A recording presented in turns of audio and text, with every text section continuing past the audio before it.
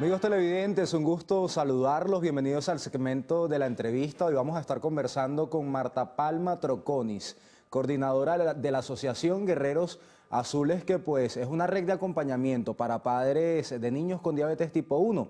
Precisamente por la fecha, bueno, ya el sábado es 24 de diciembre, hay muchas personas que quizá pueden pensar que las personas con diabetes no pueden comerse un plato navideño, su pan de jamón, su hallaquita. ¿Cómo funciona? ¿Qué hay Para nada. en la cena navideña de una familia con un paciente con diabetes? Bueno, en mi casa la comida es exactamente igual. Nosotros en Guerreros Azules siempre hacemos hincapié en que la persona con diabetes tipo 1, que es diferente a la tipo 2, tiene sencillamente un estilo de vida saludable en donde come de todos los alimentos, no hay alimentos prohibidos en la diabetes tipo 1. En todo caso, nosotros trabajamos con porciones.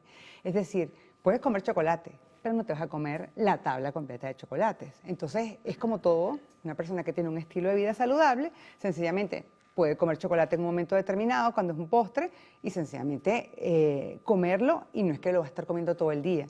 Entonces, digamos que eso es un poco lo que nosotros hablamos de que no se trata de tener algún tipo de restricción total, y mucho menos en Navidad. Los niños se ilusionan con la Navidad, mis hijos mueren por las hallacas. Entonces, por ejemplo, en mi casa específicamente, mi mamá hace unas hallacas, tratamos de que, por supuesto, esas hallacas tengan la menor cantidad de grasa.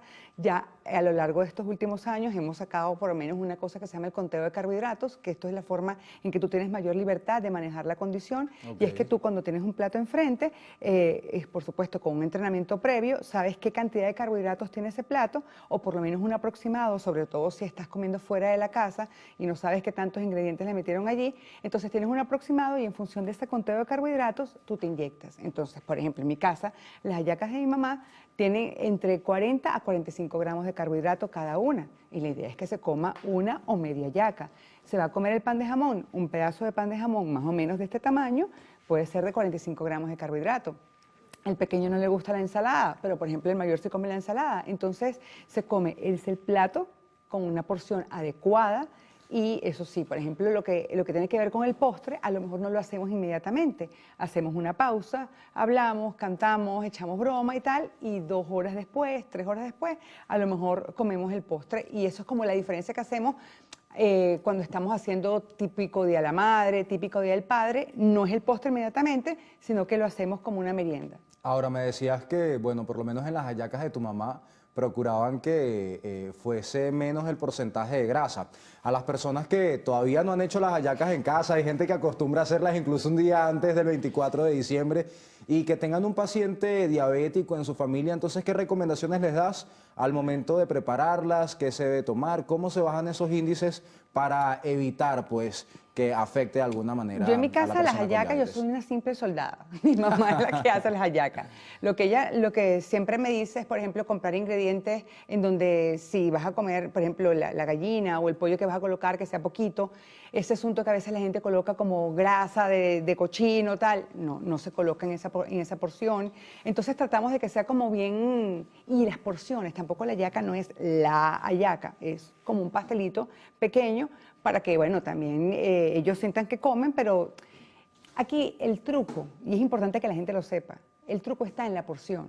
Y tiene que ver también Pero con la vida. ¿cómo sabemos de esas porciones? ¿Cómo sabemos cuáles son los gramos indicados de tanto de la hallaca, el pan de jamón o de cualquier comida en No, es que al general final para un diabético? No, es que al final, si te vas a comer un pan, cuando te digo la porción es que te comas una ración de pan. Es decir, más o menos agarras 2 deditos y Ok. eso que picas con los 2 dedos del pan de jamón, una ración de pan. A eso es lo que me refiero con ración. No te vas a comer todo el pan de jamón o la mitad del pan de jamón, porque además el pan de jamón tiene muchísimo carbohidrato. Por ejemplo, si tú te vas a comer un sándwich de pernil, media canilla son casi 100 gramos de carbohidratos. Y eso es mucho más, 2 o 3 veces más de lo que equivale para un almuerzo de un niño con la condición. Entonces, al final, cuando te digo de porciones, es que comas un pedazo de cada cosa. Igual, por ejemplo, tú eres un tipo delgado. ¿Qué tanto comes tú en tu cena de Navidad?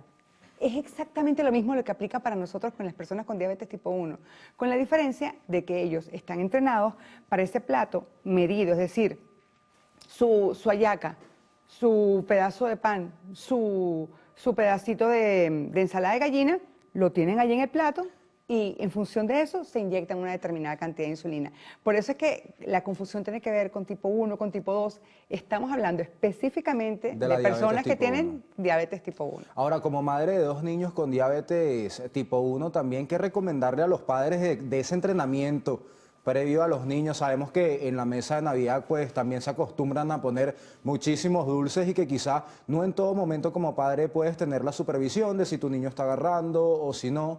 ¿Qué decirles a los niños que bueno, tienen esa tentación allí con el dulce? No, bueno, la verdad es que en mi casa yo recuerdo que antes sí tenía, ¿sabes? Típico que tenías los llenos de los bols llenos de Torontos y llenos de Sí. caramelo. La verdad que evitamos esa tentación. Los bols ahora están llenos de bolitas de Navidad y no hay rollo con eso. Y eso no significa que ellos, a la hora de su comida, no van a comer lo que quieran. De hecho, ¿qué es lo que pienso? Por ejemplo, de hecho, estamos planificando ya para el 24. ¿Cuál es la torta que más te provoca comer? Entonces, se va a comprar un postre. Y ese postre es algo que le encante, que le fascine y que les dé ilusión comerlo ese día. Entonces, bueno, no es que vamos a comer 20 postres, pero sabes, hay gente que tiene 20 postres y lo que hace de esos 20 postres agarra una cucharada de los 20 postres y se los come. Porque al final es un día, es un 24, es 31, son días de cumpleaños, que son como días especiales. Pero vuelvo y repito, siempre pueden comer lo que le provoque en un momento determinado si tienen una buena glicemia en el momento, porque por ejemplo ha pasado con mis hijos, estamos a la hora de la cena, están muy altos, hay que inyectarlos y esperar que bajen un poco para que tengan un buen rango de azúcar para poder comer. Entonces, al final todos son como muchos factores que al final se van sobrellevando. Y que la planificación juega un papel importante también en todo esto. Bueno, la planificación, pero al final lo que nos ha enseñado la diabetes es que a veces tú puedes planificar y al final la diabetes hace lo que le da la gana. Bueno, más de la diabetes vamos a conversar en la próxima parte. Nosotros vamos a ir a una breve pausa comercial y al regreso seguimos conversando con Marta Palma Troconis sobre este tema.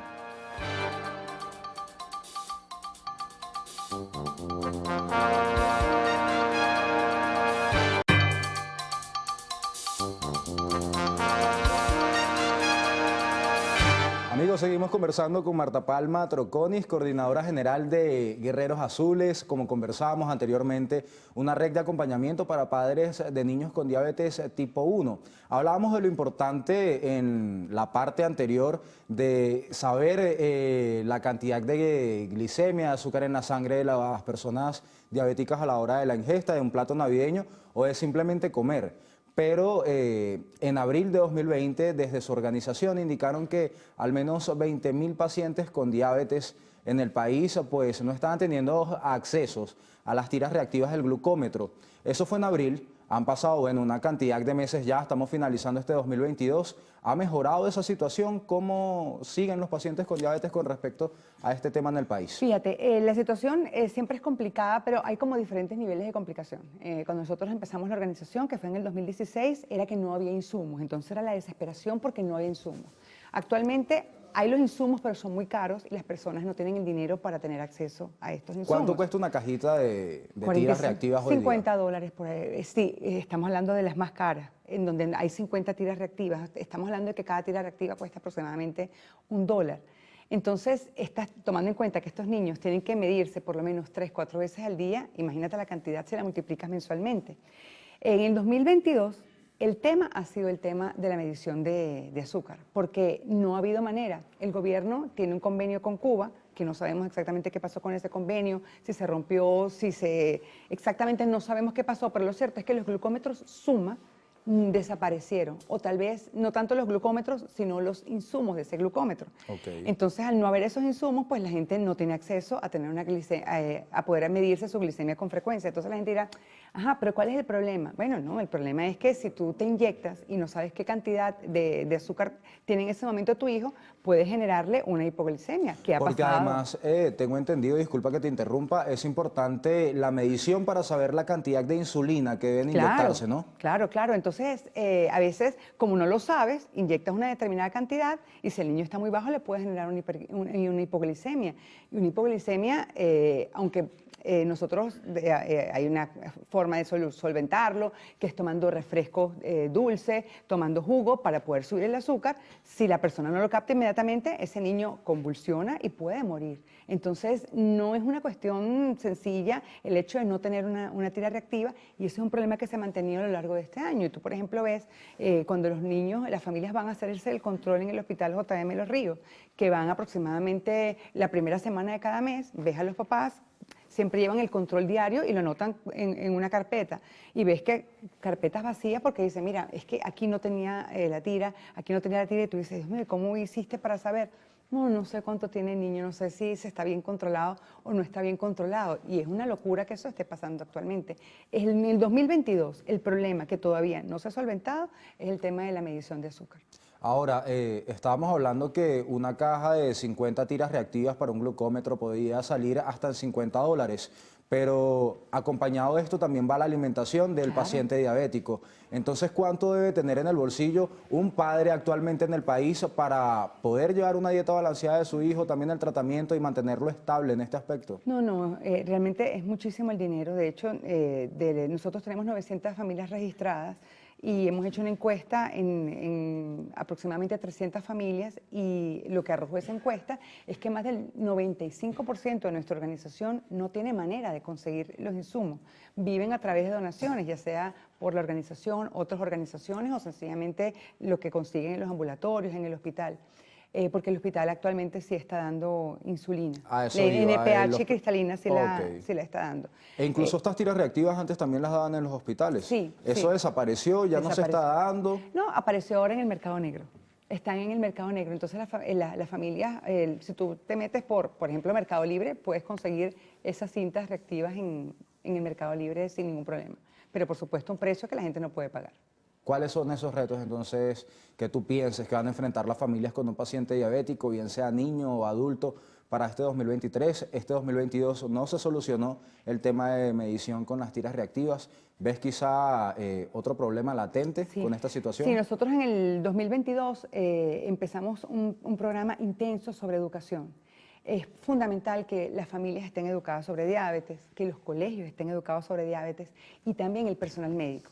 ¿Por qué te digo el personal médico? Porque los que realmente saben de diabetes tipo 1 son usualmente los médicos endocrinos y muchos internistas.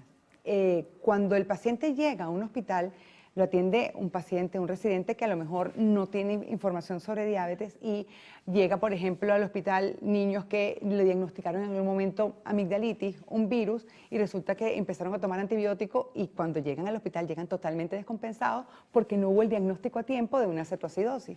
Entonces, uno de los flancos que es para nosotros fundamental, lo fue en el 2022 y lo va a ser aún más en el 2023, es llegar a todos los residentes, a todos los médicos, sobre todo los médicos integrales, que son los que tienen los pacientes como a primera mano, y sencillamente entrenarlos para que ellos sepan que ante problemas respiratorios, ante mucho vómito, no necesariamente tiene que ver con otra cosa, sino que descarten el tema de la diabetes tipo 1. Esto es un problema un poquito particular, ¿no? Porque eso no debería estar a cargo de una asociación, eso tendría que venir ya de las escuelas de medicina del país, que un residente Estamos esté trabajando con atento ellos. a cosas tan importantes. Estamos trabajando en ello, porque lo que pasa es que con el tema del COVID, el COVID ataca el sistema autoinmune, ha aumentado 3 veces más los casos de diabetes tipo 1, y no solamente en Venezuela, sino en todo el mundo.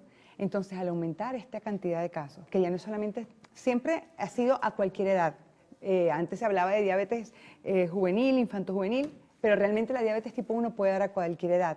Pero luego del COVID, luego de la pandemia, ahora nadie está exento de tener diabetes tipo 1. Entonces, es necesario que, digamos, la diabetes tipo 1 tenga un mayor peso dentro del pensum de las universidades, pero tú sabes, en una universidad el pensum no cambia tan rápido. Claro. Y entonces el trabajo que estamos haciendo, se está haciendo, por ejemplo, en la Escuela de Enfermería. El doctor Freddy Contreras está haciendo un diplomado para que los médicos que quieran puedan hacerlo sobre diabetes tipo 1, pero realmente nuestro trabajo para el 2023 va a ser justamente llegar a esos médicos, a esos estudiantes de medicina, a esos residentes, a esos médicos integrales, para que tengan información sobre diabetes tipo 1, que para nosotros es fundamental.